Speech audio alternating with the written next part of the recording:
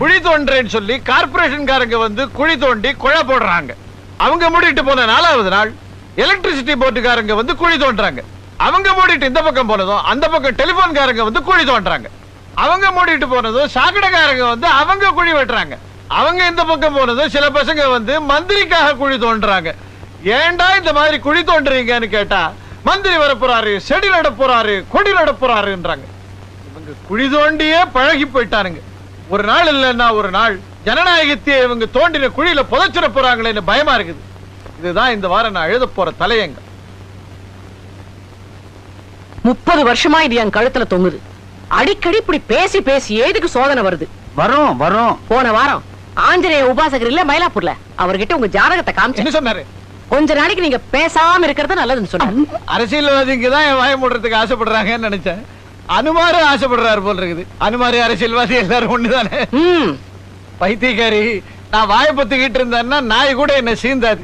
அப்பப்ப ஏதாவது பிரச்சனையை கிளப்பி விட்டுக்கிட்டே இருக்கணும். சத்தம் போட்டுக்கிட்டே இருக்கிறவன் தான் பெரிய மனுஷன். இப்ப கூட ஒரு ஜோக் எழுத போறேன். ஜோக் எழுதினாலே பிரச்சனை தானே. என்னப்பா அந்த ஜோக்கு?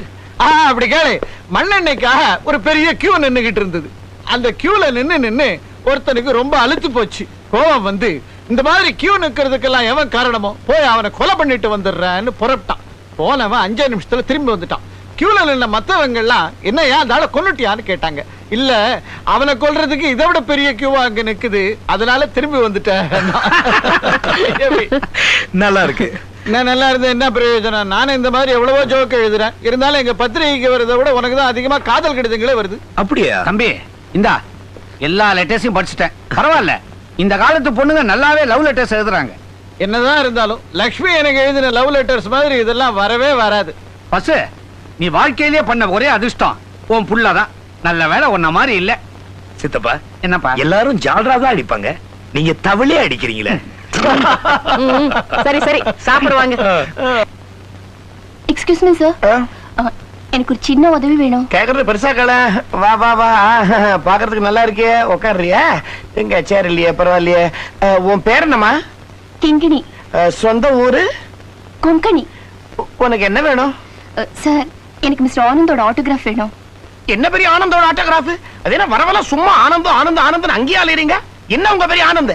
இந்த பாரு, நீ கையெழுத்து கேட்கிற அந்த ஆனந்தோட தலையெழுத்தியே நிர்ணயிக்கிறவன் நாம. அவன் ஆடுற ஆட்டமும் பாடுற பாட்டும் எல்லாம் நான் கம்போஸ் பண்ணி கொடுத்தது தெரியுமா? கொண்டா, நானே கையெழுத்து போட்டு தரேன். ஏன் இப்படி போய் சொல்ற? பார்த்தாலே தெரியுது நீ ஆனந்த் சாருக்கு என்ன வேணும் எனக்கு இப்ப நல்லா புரிஞ்சு போச்சு. என்ன? எடுபுடி.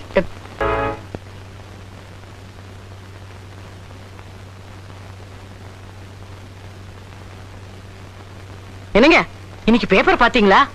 என்ன விசேஷம்? யாரையாவது மந்திரி பதவியில தூக்கிட்டாங்களா? அது என்ன பெரிய நியூஸ்? அதுதான் தினம் நடக்குது. இந்த நியூஸ படிங்க. என்ன நியூஸ்? மணமகள் தேவை, விருப்பம் உள்ளவர்கள் விண்ணப்பிக்கவும். தேர்வு நடக்கும் இடம் Adyar Park Hotel, Prince Suite. நேரடி தேர்வு திங்கள் காலை முதல். இப்படிக்கு உங்கள் ஆனந்த். குத்துக்கல்லு மாதிரி பெத்தவங்க நாம இருக்கும் போது மணமகள் தேவைன்னு இவனே விளம்பரம் கொடுத்திருக்கானே. ஊர்ல இருக்கிறவங்க நம்ம பத்தி என்ன நினைப்பாங்க? ஊர்ல இருக்கிறவங்களுக்கு நம்ம பத்தி எல்லாம் நினைக்கிறதுக்கு டைம் கிடையாது. அவங்களுக்கு நிறைய பிரச்சனை இருக்குது. என்னமோ வர வர எல்லாமே தலைகீழா போச்சு.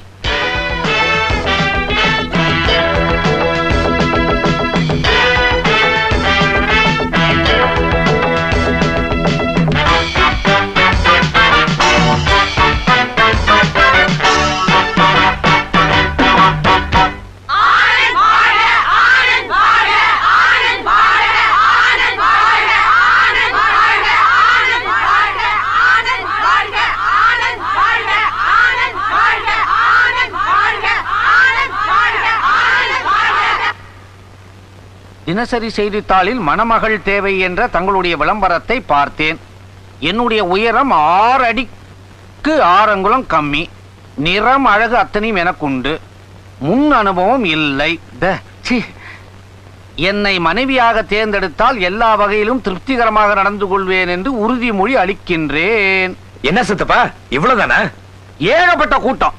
அத்தனை பேரையும் சந்திச்சு பேசணும்னா உனக்கு நேரடியா 60 கல்யாணம் தான் பண்ணணும். அதனால 50 பேரை தக்க வச்சுக்கிட்டு மீதி பேரை வெளியே தள்ளிட்டேன். இந்த அப்ளிகேஷன்ஸ் எல்லா ஐட்டத்தையும் நிதானமா பார்த்து எதை பிடிக்க போறேன்னு சொல்லு.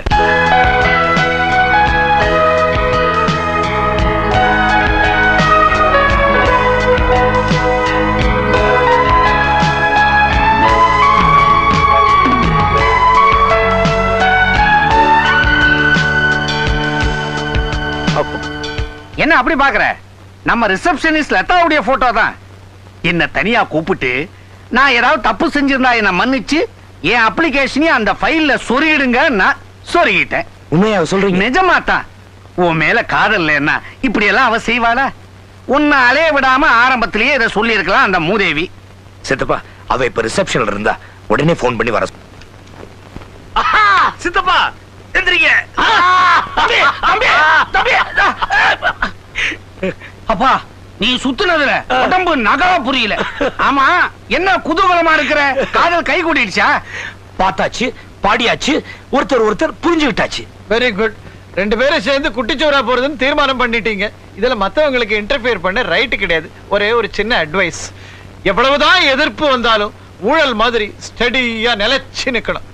ஆனந்த், லதா ஒரு நாளைக்கு நம்ம வீட்டுக்கு கூட்டிட்டு வந்து எங்களை அறிமுகப்படுத்தி வைட. ஓகே, நல்ல ஃபேமிலி. ஏயா என் பின்னாடி சுத்தி என் உயிர் இப்படி வாங்குற? என் உயிரே நீதானே, அதனாலதான் உன் பின்னாடியே சுத்திட்டு இருக்கேன். யோ, முன்ன பின்ன தெரியாத உடனே எப்படியா காதலிக்கிறது? இது முன்ன இது பின்ன சரியா பார்க்காதது உன்னுடைய தப்பு. கஷ்டம். உன்னை பார்த்தா எனக்கு காதல் வரல, எனக்கு கண்ணா பின்னான்னு வருதே. யோ, என்னையா உன்னோட பெரிய தொந்தரவா போச்சு? ஆமா, நான் யார் தெரியுமா? நல்லா தெரியுமே, நீ ஒரு குரங்கு மூஞ்சி. உன்னை பார்த்தாலே எனக்கு பரிதாபமா இருக்கியா? சரியா, நான் உன்னை கல்யாணம் பண்ணிக்கிறேன்னு வச்சுக்க. உன்னால எனக்கு வாழ்க்கையில என்ன தர முடியும்? உனக்கு நான் தரக்கூடியதெல்லாம் செருப்படி. யோ, இத தமாஷல வேணாம், நான் சீரியஸா கேக்குறேன். என் அழகுல மயங்கி தானே நீ என்ன காதலிக்கிற? இந்த பாரு, மத்தவங்க மாதிரி பொய் சொல்லி நீ பாக்குறதுக்கு ஸ்ரீதேவி மாதிரி இருக்கேன் நான் சொல்ல போறது இல்ல. என்ன பொறுத்த வரைக்கும் நீ ஒரு மூதேவி. எங்க இருந்தது? யோ, நானும் பாக்குறேன், வந்ததுல நீ என்ன திட்டிக்கிட்டே இருக்க. சத்தியமா நான் ஒண்ணு சொல்லமா? அடிச்சு சும்மா இருயா. ஓ மூஞ்சிக்கு உன் கூட பாக்கல வந்து பேசிக்கிட்டு இருக்க பாரு. நான் ஒரு முட்டாள்.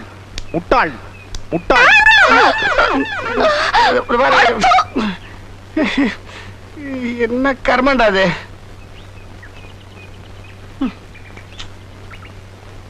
ஏயா, நானும் ரொம்ப நேரம் பார்த்துட்டு இருக்கேன், ஒரு பொண்ணை சரி பண்ண முடியலையா? என்னையா பண்ண சொல்றீங்க? நீ எல்லாம் ஒரு ஆம்பளையா? நான் ஒரு வழி சொல்றேன், கேக்குறியா? ஓடாதடியா. ஏய், உனக்கு என்ன திமிரு இருக்கு?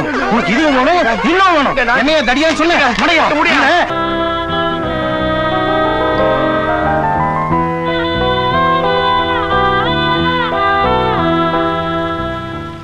அடா, எப்படா வந்த? இப்பதான். என்னது? ஏன்? கையை காட்டு. என்ன கட்டு இது? என்னடா ஆச்சு? என்னடா இது? கால் கட்டு போடுறதுக்கு முன்னால கை கட்டோட வந்து நிக்கிற. சும்மா இரு பசு. அப்பா, எனக்கு எப்படி அடிபட்டதுன்னு கேட்கவே இல்லையே. நீ என்ன அரசியல் ரீதியாக அடி வாங்கி இருக்க போற? அந்த பொண்ணு லதா கிட்ட யாராவது ரவுடி பசங்க கெலட்டா பண்ணிருப்பானுங்க. நீ போய் அந்த ரவுடிகளை அடிச்சிருப்ப, அவங்க பதிலுக்கு ஒன்னு அடிச்சிருப்பாங்க. இதானே? டாட், எனக்கு அடிபட்டு ரத்தம் வந்ததும் லத்தா துடிச்சிட்டா, தாங்கையும் கிழிச்சுக்கிட்டா. அதுல பொண்ணு உனக்கு ஒரு கஷ்டம் வந்தா உடனே அந்த கஷ்டத்தை தானே வரவழைச்சுக்கிறாளே, அவ பொண்ணு. இவ்வளவு இருக்காளு. அன்னைக்கு ஒரு நாள் பிளேடால நான் கையை கீறிட்டேன், ரத்தமா கொட்டுது. இவ வந்து பிளேடு சரியா இருக்கா, உடைஞ்சு போச்சான்னு பாக்குறா. இது என்ன பெரிய விஷயம்? நான் கூட தான் தம்பிக்கு ஏதாவது உதவி தேவைன்னா மாங்குன்னு செய்வேன். அப்படியா? அவசரமா எனக்கு இது வருது, எனக்காக நீங்க போறீங்களா? வாயை வச்சுக்கிட்டு சும்மா இருக்க வேண்டியது தானே. இதெல்லாம் வாயை கேட்டுக்கிடணும் உனக்கு அவசியமா? போய் நம்ம டாக்டருக்கு போன் பண்ணி ஒரு நல்ல டாக்டர் அனுப்பிச்சா. அதெல்லாம் ஒண்ணு வேணாம், எனக்கு எல்லாம் சரியாயிடும். தம்பி, லெட்டருக்கு நடுவுல எனக்கு ஏதாவது மணி ஆர்டர் வந்திருக்குதா பாரு. ஐயே பரதேசி சித்தப்பா. வேணும் உனக்கு? என்ன குடும்பமே எதுக்குது? கிங்கிணி கிங்கிணி கிணிகிணி கிங்கிணி கிணிகிணி கிணிகிணி கிணிகிணி கிணிகிணி கிணி. அட, ஏன் இப்படி ஐஸ்கிரீம் விக்கிற மாதிரி கத்திக்கிட்டே வர? என்னமா பண்ண சொல்ற? எல்லாம் உன் மேல ஒரு காதல் தான். என் காதல் தெய்வத்தை மணி அடிச்சு கூப்பிடுறேன், இது தப்பா? காதலா? ஓ மூஞ்சிக்கு காதல் ஒரு கேடா? இங்கதான் நீ தப்பு பண்ற. ஒரு பொண்ண ஒரு ஆண் காதலிக்கிறதுக்கு மூஞ்சி மட்டும் இருந்தா போறாது, வேற ரெண்டு விஷயங்கள் வேணும். ஒண்ணு நெஞ்சு, இன்னொன்னு முயற்சி. யோ, உன்னை காதலன்னு சொல்லிக்கிற அளவுக்கு உனக்கு என்னையா தகுதி இருக்கு? என்ன கல்யாணம் படிக்கிறவன் நல்ல புத்திசாலியா இருக்கணும்னு ஆசைப்படுற. இதுக்கு என்ன சொல்ற நீ? வேற என்ன சொல்ல முடியும்? நீ கரெக்டான இடத்துக்கு தான் வந்திருக்கிற. என்ன விட ஒரு அறிவு ஜீவி இந்த உலகத்துல ஒரு கிடைக்குமா? ஆமா, சும்மா எனக்கு அறிவு இருக்கான்னு கேட்டுட்டு இருக்கிறிய, உனக்கு அறிவு இருக்கான்னு நான் டெஸ்ட் பண்ணட்டுமா? சேலஞ்ச். சேலஞ்ச். நல்லா கவனி. உயிருக்கு உயிரா நேசிக்கிற ரெண்டு காதலர்கள் பிக்னிக் போயிட்டு இருந்தாங்க. திடீர்னு அந்த காதலனை பார்த்து கண்ணே எனக்கு இமீடியட்டா ஒரு பழம் வேணும்ட்டான். பாவம், பழம் வாங்கணும்னா அந்த காதலன் கிட்டத்தட்ட 10 மைல் ஓடி ஆகணும். அங்கதான் கடை இருக்குது. ஆனா அவன் தயங்கலையே.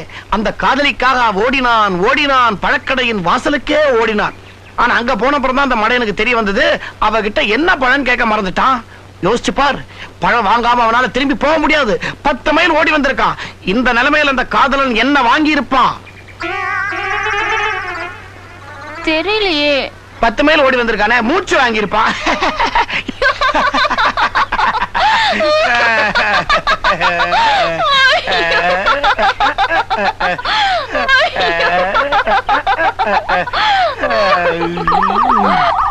பாவி, என் பையன் நான் செஞ்ச தப்பையே செஞ்சுக்கிட்டு இருக்கிறான். இவன் மூஞ்சி மோர கட்டைக்கு காதல் ஒரு கேடா? இத வளர விடப்படாது. முளையிலேயே கிள்ளி எரிஞ்சிடணும்.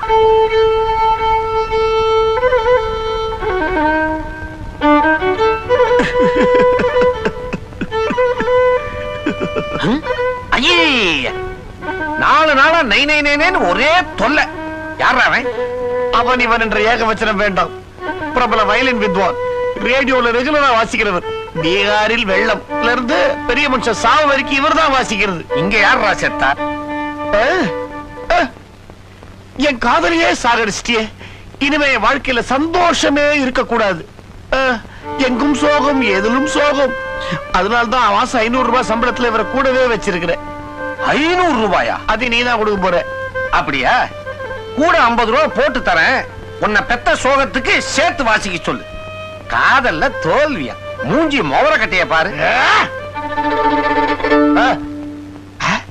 அங்க அந்த ஆனந்தோட காதலை ஆதரிச்சு ஜால்ரா தட்டுற. ஆனா இங்க இங்க இங்க இந்த பாலாஜியோட காதலியே அழிக்கிறியே. அறிவு கட்டவன, பெரிய இடத்தை ஆதரிச்சா கௌரவம் கிடைக்கும், உன்னை ஆதரிச்சா அவமானம் தான் கிடைக்கும். நீ மட்டும் எப்படி? எங்க அம்மாவை எப்படி கட்டிக்கிட்ட? ஜாதகம் பார்த்தா கட்டிக்கிட்ட? காதலிச்சு தானே கல்யாணம் பண்ணிக்கிட்ட?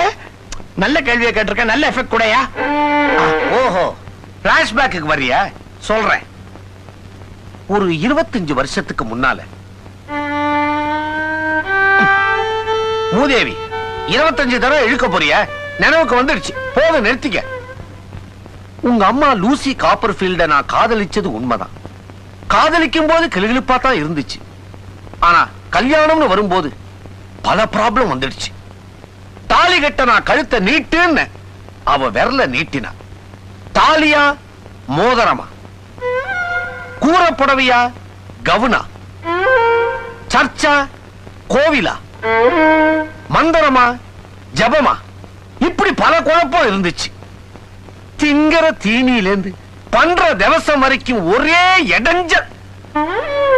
இது மறத்தனம். உன் வாழ்க்கையில் நடந்ததெல்லாம் என் வாழ்க்கையில நடக்கும்ன்றது என்ன நிச்சயம்?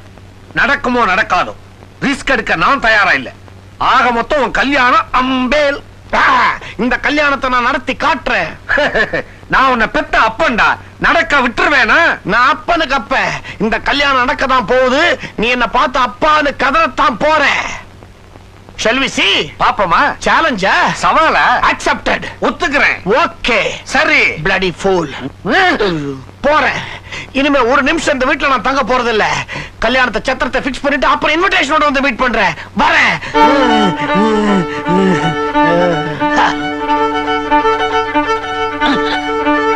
அண்ணே, கொஞ்சம் அதை இப்படி கொடுக்குறீங்களா?